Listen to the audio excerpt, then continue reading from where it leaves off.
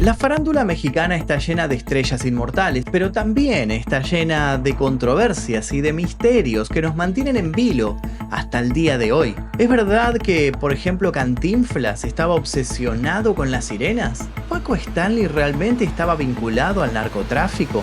¿Por qué estuvo presa Gloria Trevi? ¿Selena fue víctima de una extraña maldición?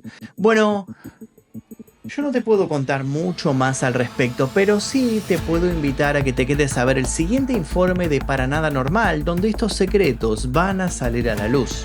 Y ya que estás, te invito también a suscribirte. Míralo.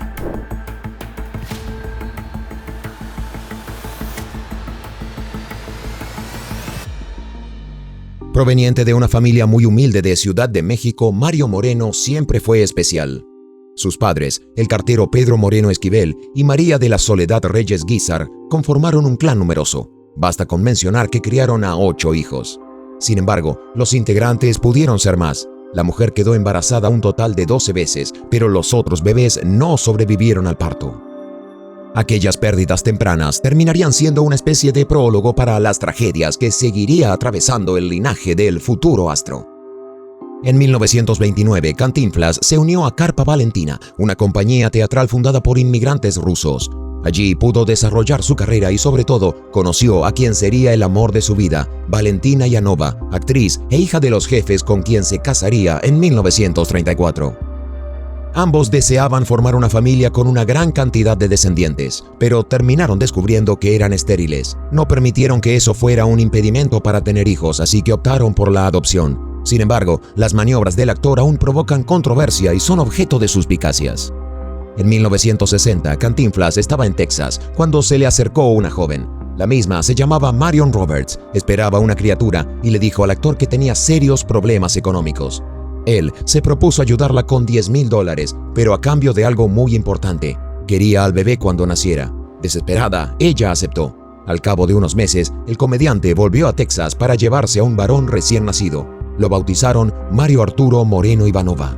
Luego de intentos y frustraciones, Cantinflas e Ivanova podían criar un niño y ser la familia que ellos habían planificado. Pero el idilio terminó al cabo de unos años. El comediante se sorprendió cuando Marion volvió ante él, esta vez en México. Su situación no era mejor que antes, pero ahora quería recuperar a su primogénito. Reconoció que había sido un error vendérselo y quería cumplir su rol de madre. El astro rechazó el pedido y le sugirió que no regresara. Ella no tuvo más remedio que marcharse. Cantinflas continuó dedicado a su carrera y a su vida, aunque pronto supo nuevamente de la chica. Marion Roberts se había quitado la vida en el Hotel Alfer en Ciudad de México. Pese a aquella calamidad, no se dejó amedrentar. Nada le impediría conservar el hogar que estaba construyendo. Sin embargo, la prensa estaba al tanto de su vida privada y nunca dejaría de bombardearlo con preguntas acerca del verdadero origen de Mario. Y cuando el niño se convirtió en hombre, él pasó a ser el blanco de los periodistas. Todos se sorprendieron cuando relató cómo era la historia que le había contado su padre, un punto de vista que le añadía nuevos matices al suceso de por sí escalofriante. Según Mario, Cantinflas y Roberts se habían conocido en un hotel estadounidense y habían tenido un breve romance clandestino. Solían encontrarse en el mismo hotel hasta que ella había quedado embarazada. Luego, habían permanecido en contacto incluso después del nacimiento del niño. Como la joven seguía en quiebra, dejó que el actor criara al hijo de ambos, que fue registrado incluso con el apellido de Valentina. Legalmente, ella era quien lo había adoptado. Luego había pasado lo ya mencionado por todos. Marion había vuelto reclamando al niño, pero también el amor del artista, que la había rechazado de buen modo, explicándole que amaba a su esposa. Mario añadió que desde chico el padre lo había puesto al tanto de aquella pérdida, para que no se enterara por medio de terceros o de gente maliciosa. ¿Habían ocurrido realmente así las cosas o había habido un entramado más oscuro y siniestro como tantos otros sugieren? Al día de la fecha, el asunto sigue siendo un misterio, pero no el único en la vida de este peculiar sujeto. En los años 60, Cantinflas triunfaba como artista y podía vanagloriarse de tener una familia sólida, pero surgió una poderosa leyenda urbana sobre un tema que lo obsesionó toda su vida. La historia indica que el comediante estaba tomando un trago en un bar de Ciudad de México cuando llegó un hombre misterioso. Se presentó como Carlos Lorenzo Hernández y, copas mediante, ambos entablaron una conversación amena. En determinado momento, Cantinflas dijo que la fama y el dinero no lo habían hecho un hombre feliz. Básicamente se sentía insatisfecho. Entonces reveló su deseo más íntimo y desconocido: conocer a una sirena. Siempre le habían fascinado aquellas criaturas que lucían como hermosas mujeres con cola de pez. Y no solo eso, también quería casarse con una. Hernández lo miró, pero no estaba sorprendido. Sacó una piedra parecida a un cuarzo, se la entregó y le dio una indicación que le permitiría cumplir su sueño: conseguir una casa en Acapulco, uno de los puntos turísticos más populares de México y del mundo. Cantinflas nunca cuestionó esas palabras y se propuso cumplirlas. Sellaron aquel pacto con un brindis. Gracias a sus recursos, el astro no tuvo problemas en conseguir una residencia junto al mar. Esa iniciativa no despertó sospechas, ya que numerosas estrellas tenían sus mansiones allí. Pero la lujosa vivienda del actor sería diferente.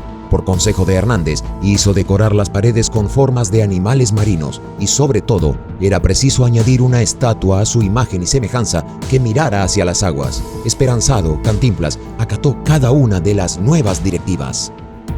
Los esfuerzos comenzaron a dar sus frutos una noche.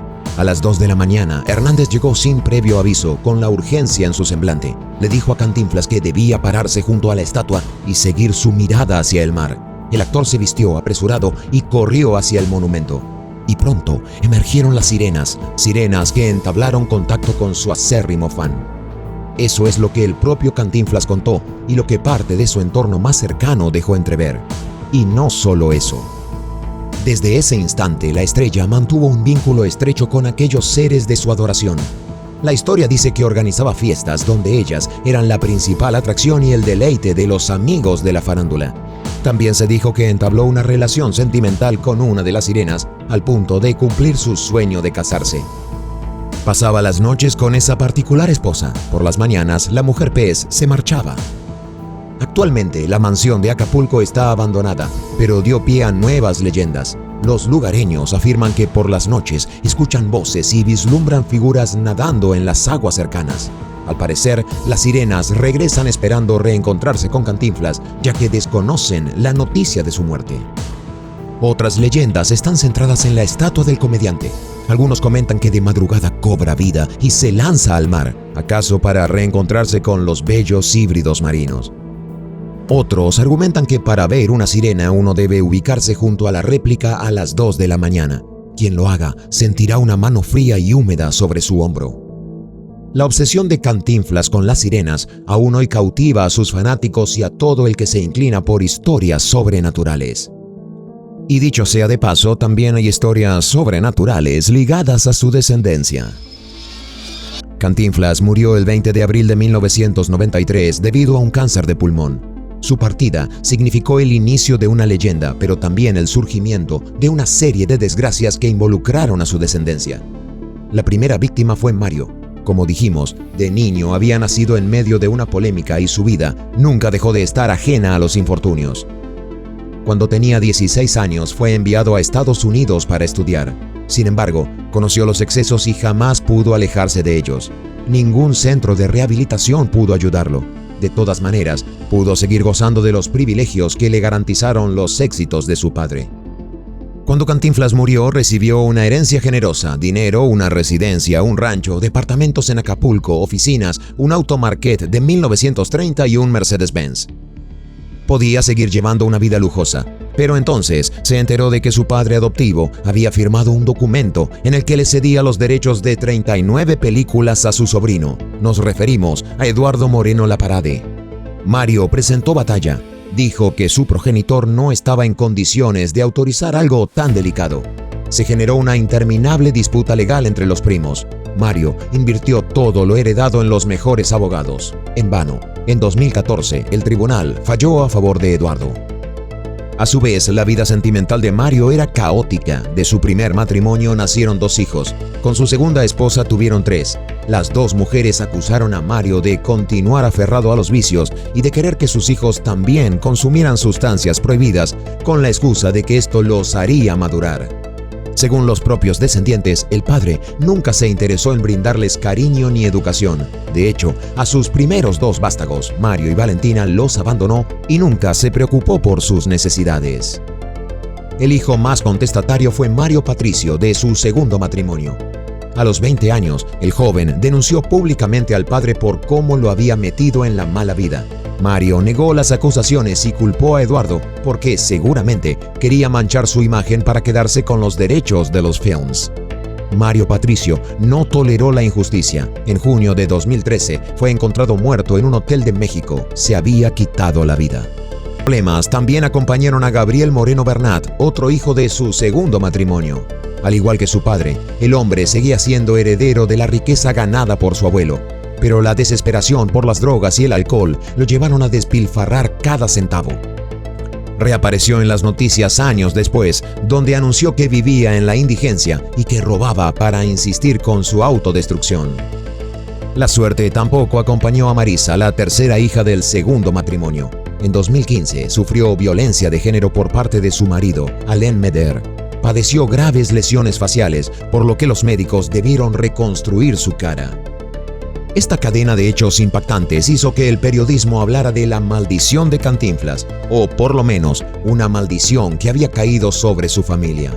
Maldición ligada, de algún modo, a las supuestas relaciones que Cantinflas había tenido con seres mitológicos en vida. Es que no faltan quienes sostienen que, si es cierto que Cantinflas logró seducir a las sirenas, las mismas se habrían asegurado de cobrarle un precio muy alto por haberse presentado ante él. ¿Castigo del más allá o simples consecuencias de la ambición humana? Cada uno sabrá si creer o reventar.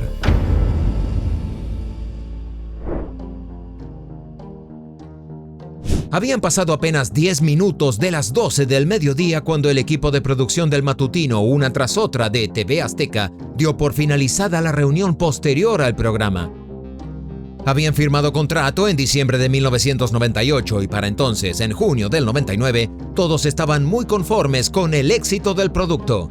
Especialmente su presentador, Paco Stanley, cuyo reinado en la TV parecía seguir intacto a pesar del tiempo. Tenía 57 años y una larga trayectoria. También muchas personas de confianza que llevaba con él en cada nuevo proyecto. Ese día había ido a comer al restaurante El Charco de las Ranas en la alcaldía Álvaro Obregón. Estaba acompañado por su gran amigo y mano derecha, el comediante Mario Besares, el reportero Jorge Gil y su chofer Jorge García Escandón. Nada parecía augurar que estaba por ocurrir una tragedia. Al terminar la comida decidieron retirarse, pero cuando Stanley y Gil se encaminaban a la camioneta en la que habían llegado, Mario Besares recibió una llamada. Volvió a ingresar al local para atenderla y después pidió pasar al baño. Afuera, Stanley esperaba a que su amigo volviera mientras charlaba con Gil, un joven periodista con contactos en el mundo del espectáculo. Fue entonces cuando un hombre se acercó al vehículo y comenzó a disparar. La lluvia de balas duró pocos segundos, pero sus consecuencias fueron fatales. Gil recibió varios tiros en las piernas y un agente de seguros que estaba casualmente allí murió al instante. La esposa de aquel hombre, al igual que un acomodador de autos, resultaron gravemente heridos. Pero el verdadero objetivo era Paco. 3 disparos le atravesaron el cuerpo y un cuarto le impactó directo en el cráneo. Su muerte se produjo apenas unos minutos después del ataque en plena calle. Y todo parecía indicar que no había sido el azar el que se había cruzado en su destino. ¿Alguien había dado acaso la orden de asesinarlo? ¿Qué convertía a un simple presentador de TV en blanco para un asesinato a sangre fría? Las características del incidente hicieron que todos pensaran rápidamente en un crimen vinculado al narcotráfico que desde hacía varios años crecía con fuerza en México. El tipo de muerte violenta, sin mediar palabra, y la ausencia de cualquier otro móvil, como un intento de robo o un secuestro, apuntaban a esa hipótesis. Sin embargo, a primera vista, no parecía haber un vínculo claro entre el narcotráfico y Stanley. Entonces se empezó a dibujar la posibilidad de que el presentador tuviera una faceta oculta desconocida para sus seguidores. Aquel atentado sería apenas el primer capítulo de una historia mucho más oscura, una trama de traición que podía haber ocurrido a la vista de todo el público. Quien hable de Paco Stanley rápidamente recordará al ya también mencionado Mario Besares. Es que eran inseparables. habían protagonizado momentos míticos de la televisión mexicana y además de las muletillas y chistes recurrentes, eternizaron un baile conocido como el gallinazo. Todo comenzó como una broma detrás de cámaras que fue creciendo. En los cortes, dentro del estudio, sonaba una canción conocida como El Gallinero y Besares hacía un baile alocado revolcándose por el suelo. Cuando comenzaron a hacerlo al aire, se convirtió en todo un fenómeno humorístico. Pero esa secuencia recurrente pasaría a la historia también por algo mucho más turbio.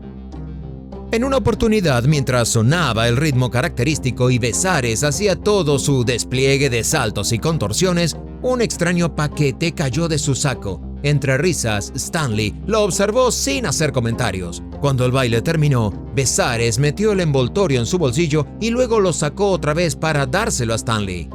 El segmento, antes de que existieran los fenómenos virales, fue repetido 1 y 1000 veces en pantalla. Y comenzaron las especulaciones respecto a que ese misterioso paquete contenía cocaína.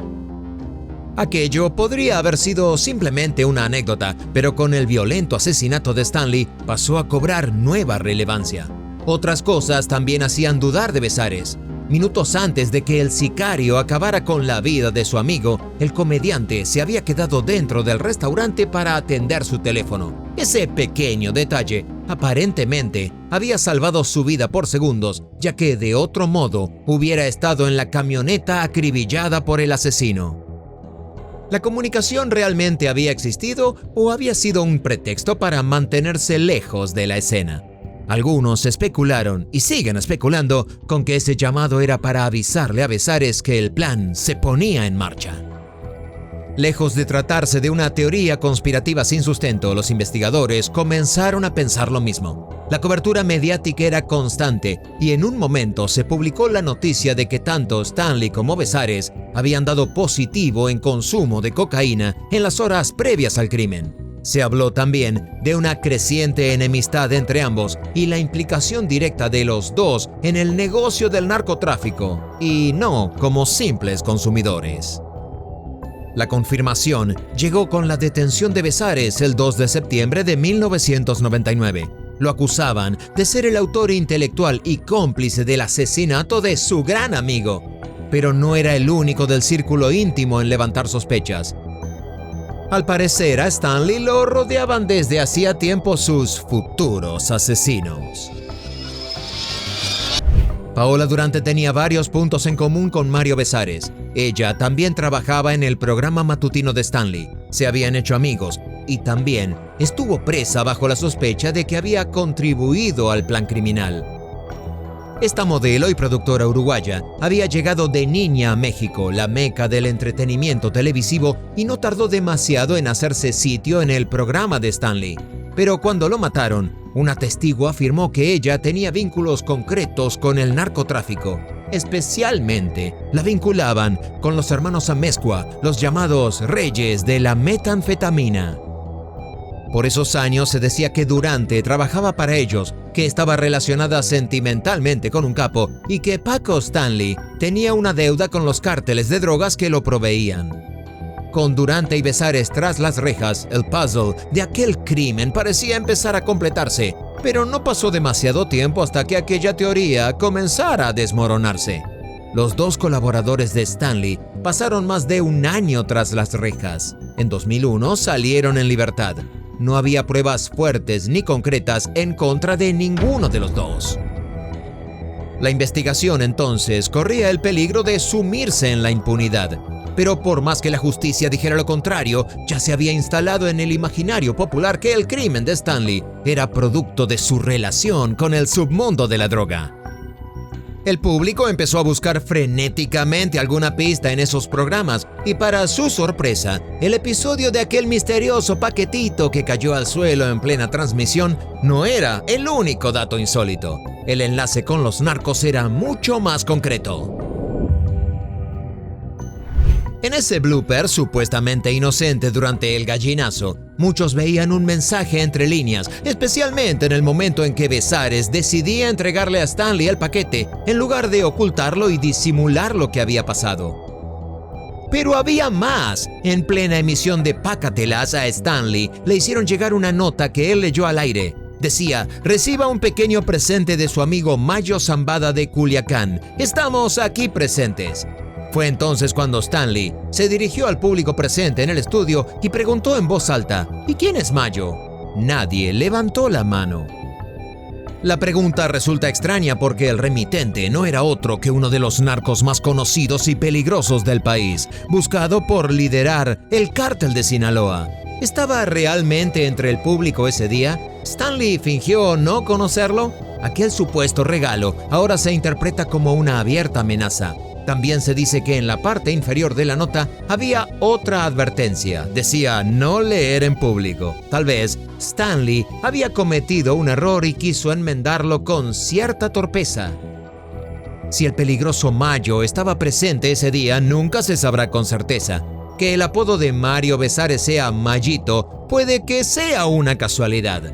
Si lo de aquella nota leída en vivo era una broma de mal gusto, tampoco lo sabremos. Lo cierto es que aparecía otra vez en pleno programa un hilo conductor entre Stanley y las drogas. La última amenaza llegó pocas horas antes de su muerte durante la transmisión del programa matutino una tras otras. Mientras el presentador leía al aire los mensajes de los televidentes, hubo uno que lo inquietó especialmente. Pidió retirarse un momento y al cabo de unos minutos regresó visiblemente nervioso. ¿Qué decía aquel papel? El programa siguió su curso normal y una vez terminada la transmisión, el equipo fue a comer al Charco de las Ranas. El final de esta historia ya todos la conocemos. A pesar de los indicios, no hay nadie preso. Besares y Durante buscaron limpiar sus nombres. Él sigue activo en la televisión mientras que Durante es empresaria. Hubo rumores de que en su momento fueron pareja, pero ambos lo han negado. Por su parte, Jorge Gil, el periodista que estaba con Stanley al ser asesinado y que resultó herido, prácticamente desapareció del ojo del público. Escribió un libro donde planteó que siempre ha desconfiado de Besares a pesar de lo que diga la justicia. Ese manto de sospecha seguirá extendiéndose en torno a la misteriosa muerte de Paco Stanley y todas las inquietantes pistas que el narcotráfico dejó en plena transmisión de sus programas. Mayo Zambada, aquel que se atrevió a amenazarlo ante la vista de sus televidentes, sigue prófugo, moviendo entre las sombras los hilos del cártel de Sinaloa. El estreno del documental disponible en ViX y Amazon Prime, El Show, Crónica de un asesinato, reavivó el interés por el caso.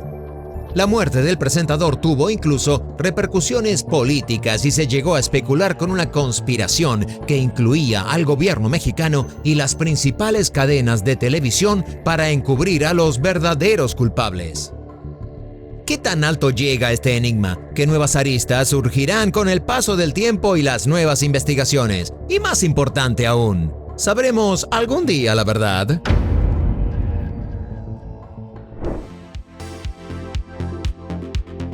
Para 1995, la joven artista nacida el 15 de febrero de 1968 en Monterrey, Nuevo León, había logrado generar un fuerte impacto en la sociedad mexicana.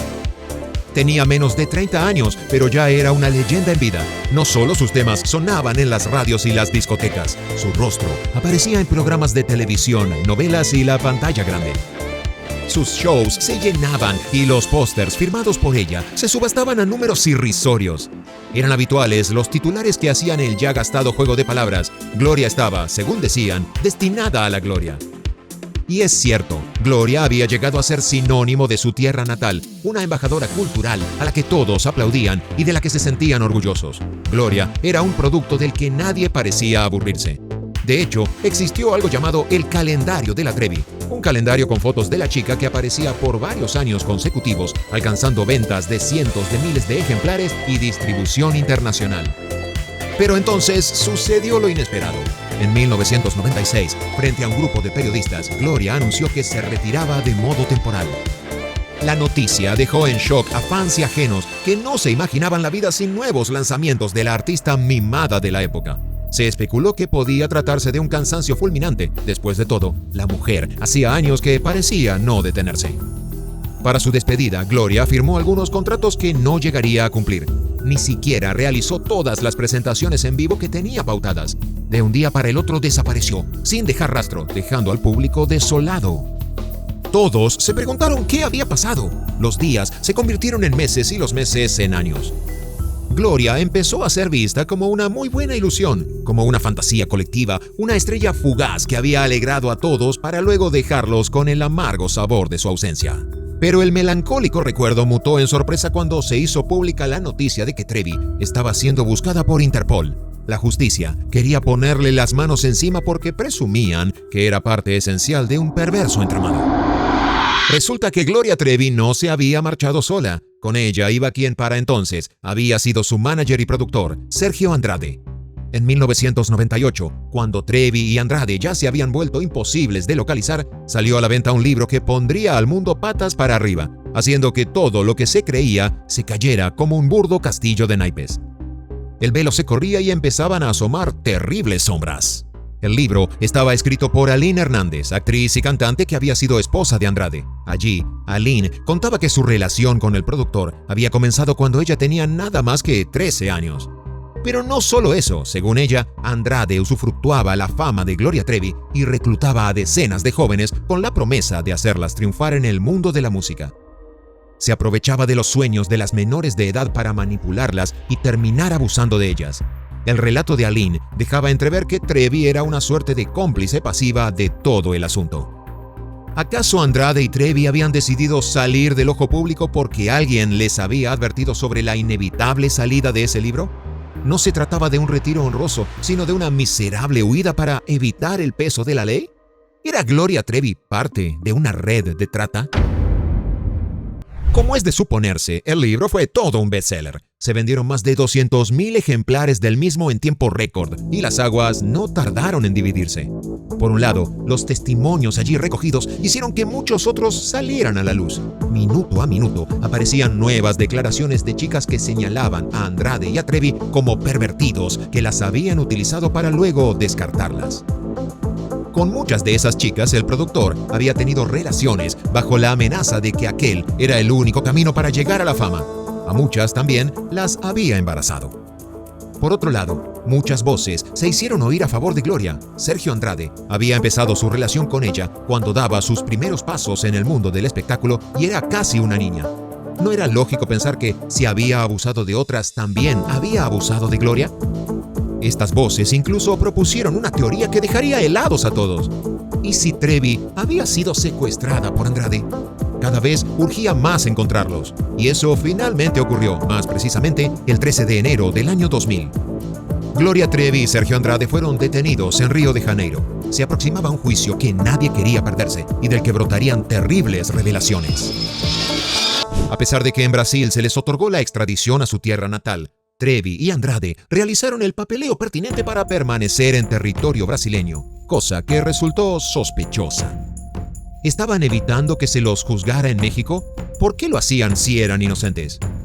Los abogados defensores alegaron que sus clientes se negaban a ser trasladados porque entendían que en México el tema se estaba abordando con gran imprudencia y sensacionalismo por parte de los medios. A nadie cayó bien esta explicación y en las calles la gente empezó a quemar discos, revistas y fotos de Trevi decepcionada. Los que seguían creyendo en la inocencia de la artista se agolpaban en las puertas de los canales de televisión para mostrar su fidelidad. Las cosas se mantuvieron así por el transcurso de 2 años, luego de los cuales Trevi volvió a México, lejos del característico glamour que solía acompañarla y dispuesta a limpiar su nombre. Cuando bajó del avión la recibieron los paparazzi, que se encontraron con otra primicia. La mujer llevaba con ella a un bebé. Se trataba, como explicó luego, de su hijo. Se llamaba Ángel Gabriel y, según sus palabras, había sido concebido luego de que los guardias de la cárcel en la que había estado la obligaran a tener relaciones con Andrade.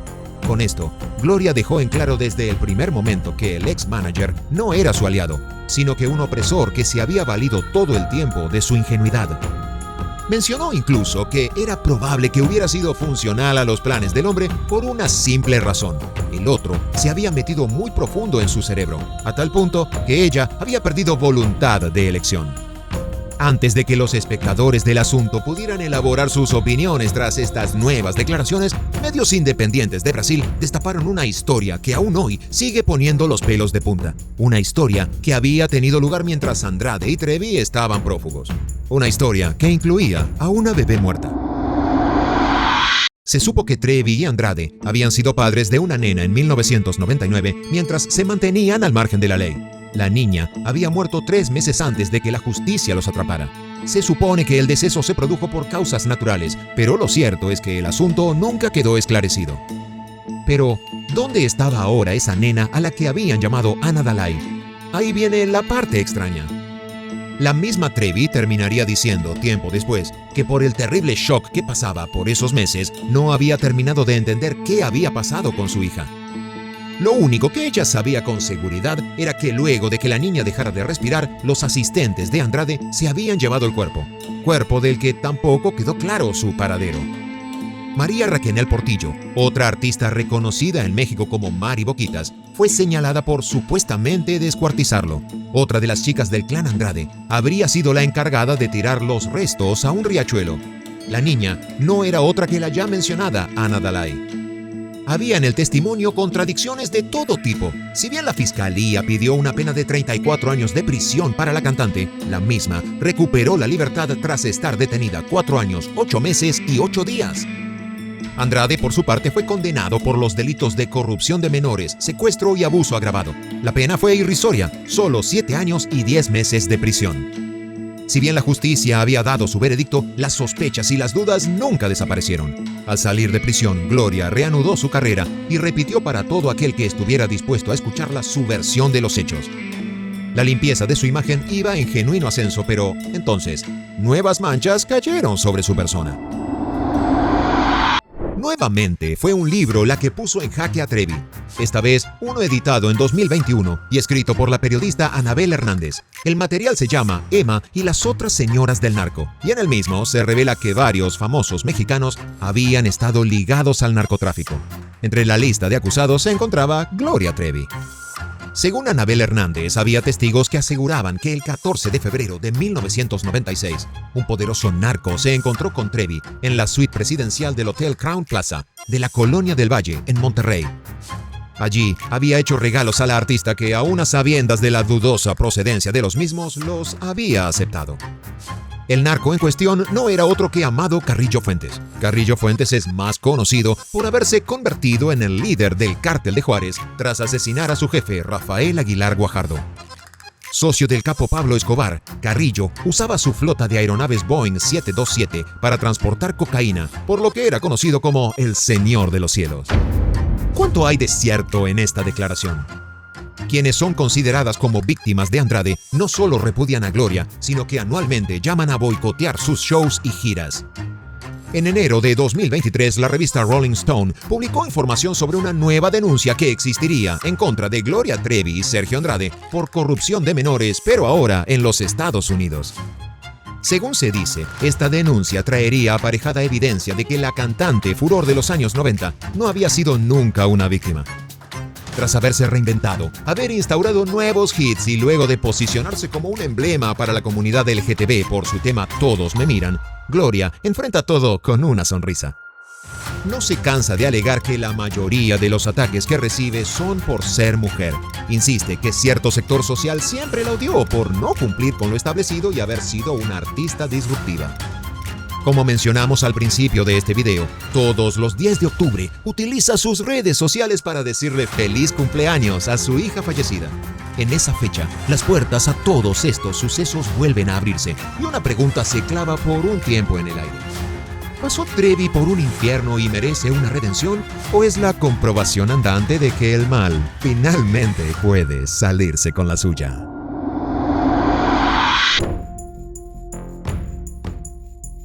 Esta hija de emigrantes mexicanos, que nació el 16 de abril de 1971 en Lake Jackson, Texas, nunca imaginó hasta dónde llegaría. Casi podemos estar seguros de eso, ya que comenzó cantando cuando era apenas una niña en una agrupación familiar. Para ella, cantar no era una meta. Volverse famosa no estaba en sus planes. Dar espectáculos era básicamente su rutina diaria. Todo era fruto de la afición musical de su padre, Abraham. El hombre había abierto un restaurante llamado Papagayos, donde Selena y sus hermanos eran la atracción musical principal.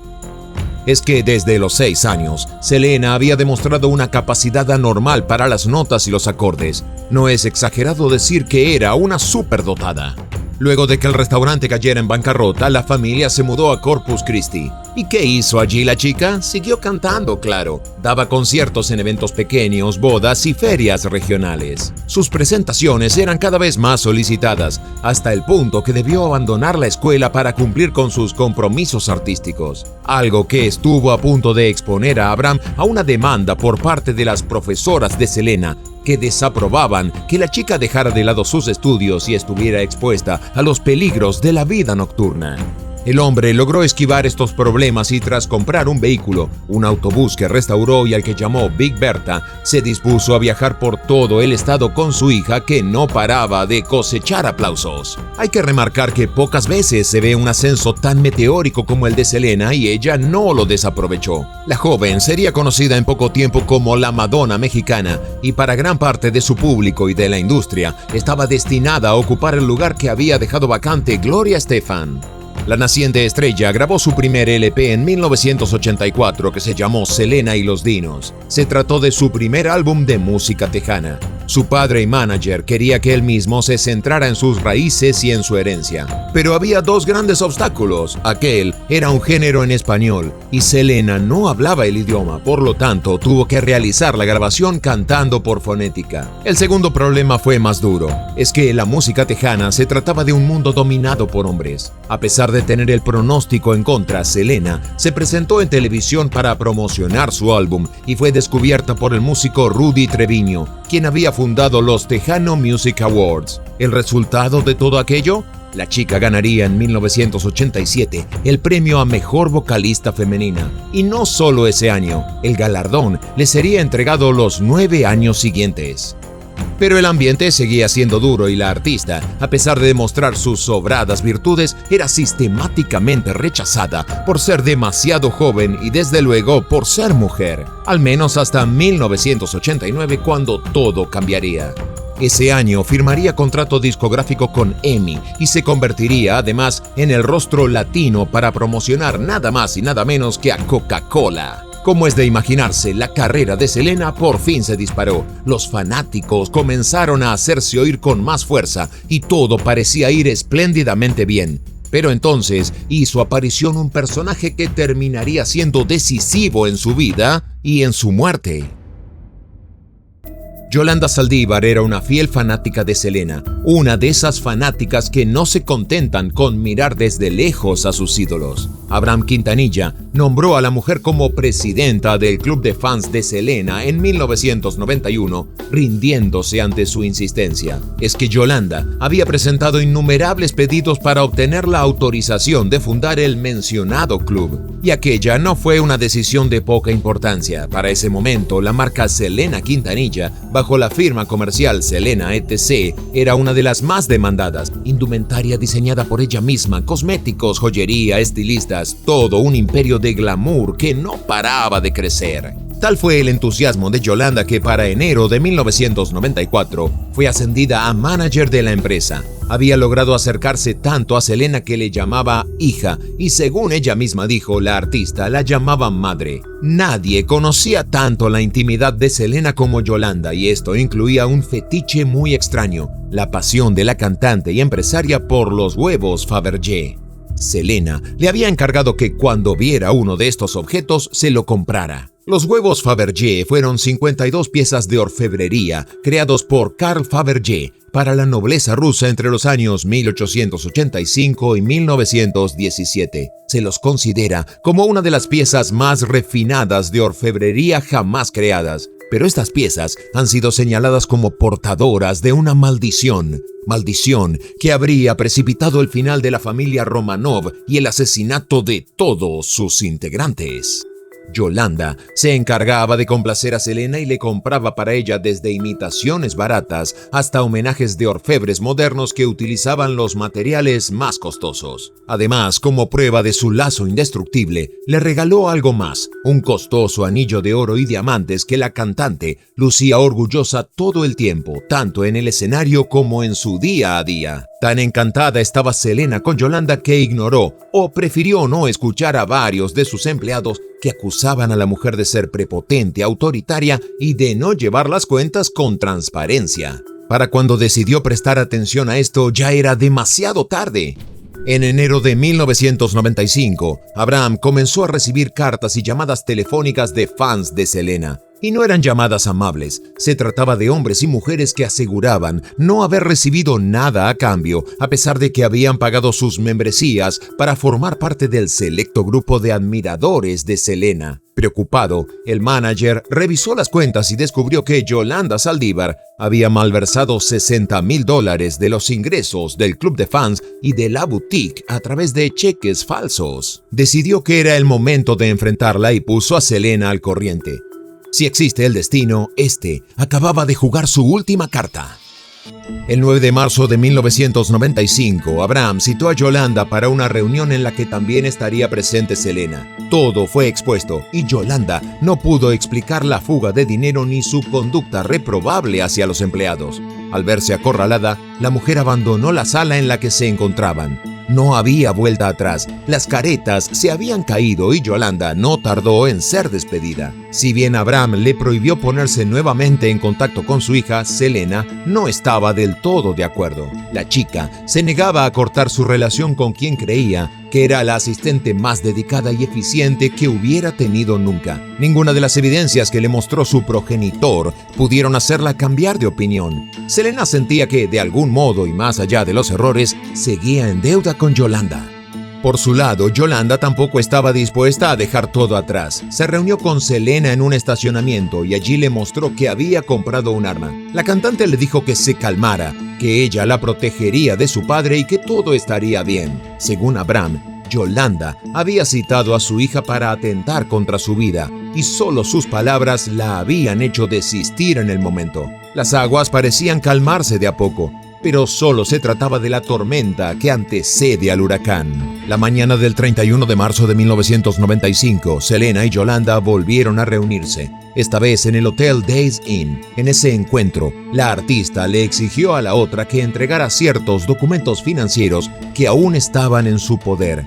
Al parecer, la discusión subió de tono y todo se precipitó cuando Selena le dijo a su ex socia que no quería saber más nada con ella. Remató la frase, quitándose el anillo que Yolanda le había regalado como prueba de su vínculo. Esto enfureció a la mujer, que nuevamente mostró que llevaba consigo un arma. Al ver esto, Selena huyó. Sin dudarlo, Yolanda Saldívar realizó un disparo y el eco del estruendo lo llenó todo. Selena recibió el balazo en una arteria, lo que le causó una masiva pérdida de sangre. Aún así, logró correr algunos metros más hasta el vestíbulo del hotel, donde se desplomó. La ambulancia tardó menos de 2 minutos en llegar, pero Selena no sobreviviría. Selena mantuvo el anillo que simbolizaba la unión con Yolanda Saldívar apretado en un puño hasta el último momento, cuando un paramédico le abrió la mano para poder inyectarla. El profesional aseguró que luego entregó la joya a las autoridades del hospital, pero lo cierto es que la joya nunca apareció. Y ese no es el único misterio. Selena tenía una cábala muy extraña. Manchaba el micrófono con lápiz labial durante sus actuaciones. Luego de la función se encargaba, con un cepillo de dientes, de volverlo a dejar como estaba. Nadie supo nunca el origen de este hábito, pero lo que resulta estremecedor es que solo una vez no lo cumplió, la noche de su última función. Esa noche manchó el micrófono como de costumbre, pero el mismo no fue limpiado. Hoy sigue manchado de rojo, como un oscuro recordatorio de un final sangriento. En el mausoleo de Corpus Christi ha habido numerosos testimonios de cuidadores que aseguran ver a una mujer en el interior cuando ya se ha cerrado,